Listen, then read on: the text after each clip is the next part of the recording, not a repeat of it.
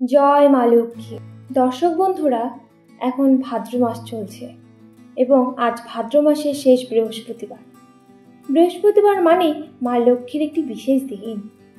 এই দিনে মা লক্ষ্মীর ঘরোয়া পূজা করলে মা লক্ষ্মী সেই গৃহে আলো হয়ে বিরাজ করেন। ভাদ্র মাস হলো মা লক্ষ্মীর মাস। ভাদ্র মাস বাংলা বছরের পঞ্চম মাস। এই সময় বৃষ্টি থেমে সূর্য ওঠে একটু একটু করে। প্রকৃতি প্রস্তুত হয় শরতের আগমনের জন্য। আজ ভাদ্র মাসের শেষ বৃহস্পতিবার। আজকের এই দিনে অনেকেই মা লক্ষ্মীর পুজো করে থাকেন। আপনার ঘরে শান্তি, সমৃদ্ধ আর মা লক্ষ্মীর চিরকালীন আশীর্বাদ চান? তাহলে এই ব্রতকথা শুনুন মন দিয়ে, কারণ এই কাহিনী শুধু পুরাণ নয়, এটি হলো বিশ্বাস, ভক্তি আর সংসারের সত্যি শিক্ষা। আজকের দিনে অনেকেই মা লক্ষ্মীর পুজো করে থাকেন এবং নিশ্চয়ই এটাও জানেন যে পূজা শেষে ভাদ্র মাসে বৃহস্পতিবারের লক্ষ্মীব্রত একবার হলেও শ্রবণ করতে হয়। আর যদি লক্ষ্মীব্রত শ্রবণ না করা হয় তাহলে পূজা অসম্পূর্ণ থেকে যায়।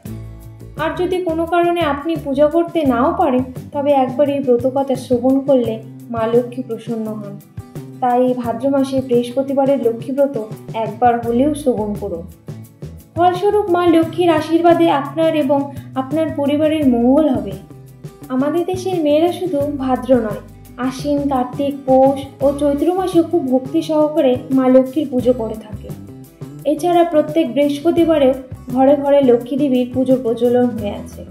এবার শুরু করছি ভাদ্র মাসের বৃহস্পতিবারের লক্ষ্মীর ব্রতকথা। এক দেশে এক অত্যন্ত গরিব বিধবা ব্রাহ্মণী বাস করত। তার একটিমাত্র ছেলে সন্তান ছিল। সংসারে তাদের বড় দুঃখ। ব্রাহ্মণী তার চরকায় সুতো কাটত, আর সেই সুতো বিক্রি করে যা পেত তাতেই কোনো রকমে তাদের খাওয়া পড়া চলত। তাদের কুঁড়ে ঘরের সামনে পুকুর পাড়ে একটি খুব বড় অশ্বত্থ গাছ ছিল। ব্রাহ্মণী ছেলেটি খাওয়া দাওয়া করে রোজ সেই গাছের তলায় বসে খেলত। একদিন ছেলেটি দেখল একজন ক্ষীরওয়ালা ক্ষীর বিক্রি করতে করতে সেই দিকেই আসছে। ক্ষীর দেখে ছেলেটির ক্ষীর খাবার বড় ইচ্ছে হলো, কিন্তু ক্ষীর কেনবার পয়সা কোথায়? সে তখন ক্ষীরওয়ালাকে তাড়াতে বলল। তার মার কাছে ছুটে গিয়ে ক্ষীর কেনবার জন্য পয়সা চাইল। সে তখন ক্ষীরওয়ালাকে দাঁড়াতে বলে তার মায়ের কাছে গেল পয়সা আনতে। মাই বা পয়সা পাবে কোথায়? তবু অনেক খুঁজে সুতো কাটার চুপড়ের ভেতরে 4 কড়া কড়ি পেল। মা তাই ছেলেকে দিল। ছেলেটি তখন আবার দৌড়ে ক্ষীরওয়ালার কাছে গিয়ে সেই 4 কড়া কড়ি দিয়ে তাকে ক্ষীর দিতে বলল। ক্ষীরওয়ালার ছেলেটিকে দেখে কেমন যেন দয়া হলো। সে কিছু না বলে একবার ক্ষীর তাকে দিয়ে চলে গেল। ছেলেটি ক্ষীর খাওয়ার জন্য অশ্বত্থ গাছের তলায় গিয়ে বসল। সেই অশ্বত্থ গাছের ওপর এক প্যাঁচাপেঁচির বাসা ছিল। তারা তাদের 2টি ছানাকে বাসায় রেখে চড়তে বেরিয়েছিল। এদিকে তাদের ছানা দুটো খিদের জ্বালায় চেঁচাচ্ছিল। ছেলেটি ক্ষীর মুখে তুলতে গিয়ে তাদের কান্না শুনতে পেয়ে ভাবল, আহা, ছানা দুটো নিশ্চয়ই খিদে পেয়েছে। এই কথা মনে হতে সে গাছে উঠে ছানা দুটোকে পেরে এনে বেশ খানিকটা ক্ষীর তাদের খাইয়ে দিয়ে আবার তাদের বাসায় তুলে দিয়ে এলো। সন্ধ্যের সময় প্যাঁচাপেঁচি তাদের বাসায় ফিরে এসে দেখল যে ছানারা বেশ চুপচাপ রয়েছে। পেঁচি তখন তাদের ছানাদের বলল, কিরে, তোরা চুপ করে রয়েছিস যে? তোদের খিদে পায়নি? তখন ছানারা তাদের মাকে বলল যে ওই গরিব ব্রাহ্মণের ছেলে আজ তাদেরকে খুব ক্ষীর খাইয়েছে, তাই আজ আমাদের খিদে নেই। ছানারা আরও বলল, মা, এই ছেলেটি ভীষণ গরিব, সে অনেক কষ্টে ক্ষীর পেয়েছিল, তবু সেই ক্ষীর থেকেই আমাদের খাইয়েছে। ওদের উপকার তোমাকে করতেই হবে। পেঁচি বলল, বেশ, ওদের যাতে আর দুঃখ না থাকে তার ব্যবস্থা আমি নিশ্চয়ই করব। এবার ছেলেটি যখন এখানে আসবে তখন তোরা ছেলেটিকে বলবি খুব সকালে এখানে আসতে, তাহলেই হবে। পরের দিন ছেলেটি আবার বিকেলে যখন খেলতে এলো তখন প্যাঁচাপেঁচির ছানা দুটি তাকে ভোরে আসতে বলল।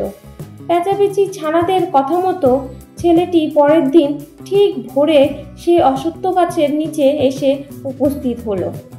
ছেলেটিকে দেখে প্যাঁচাপেঁচি তাকে ডেকে বলল যে, দেখো বাবা, তুমি আমাদের ছানাদের খাইয়ে আমাদের খুব উপকার করেছো, তাই আমরাও তোমার উপকার করতে চাই।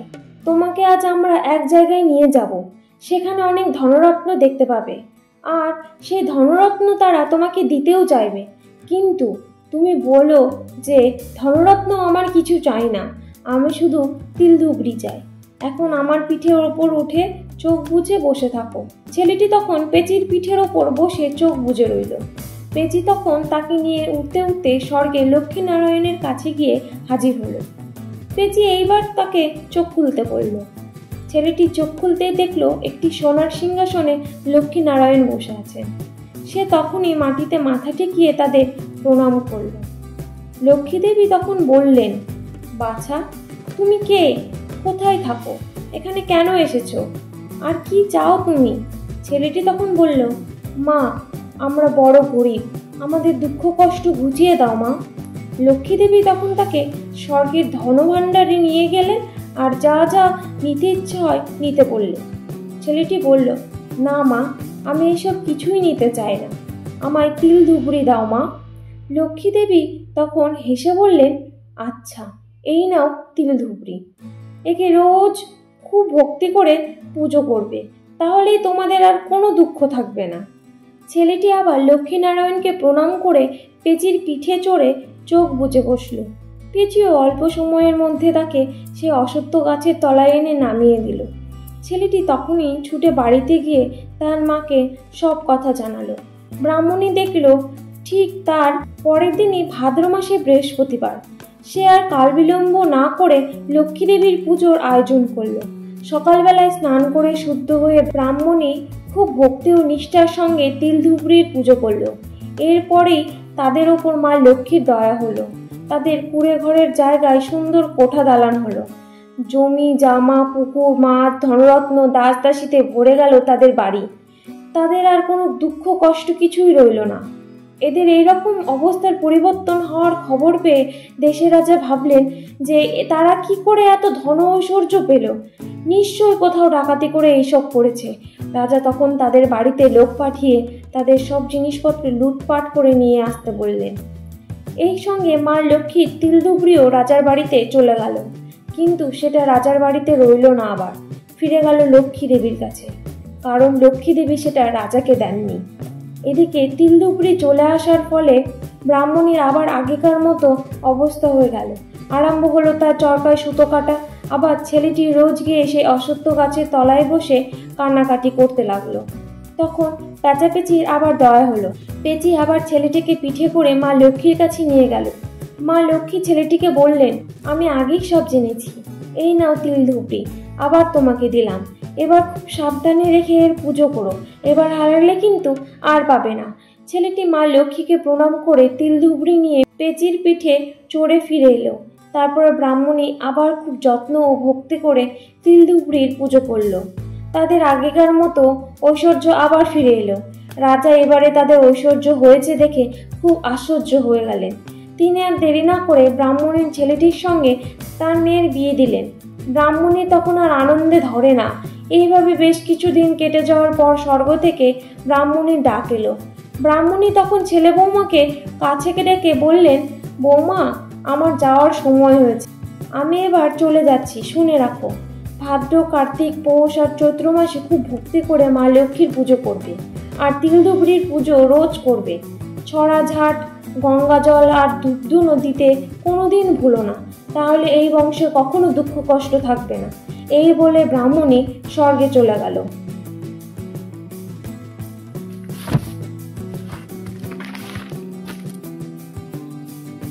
তারপর থেকে ব্রাহ্মণের ছেলে বৌমা সব দিনের জন্য একভাবে মা লক্ষ্মীর পুজো করতে লাগলো।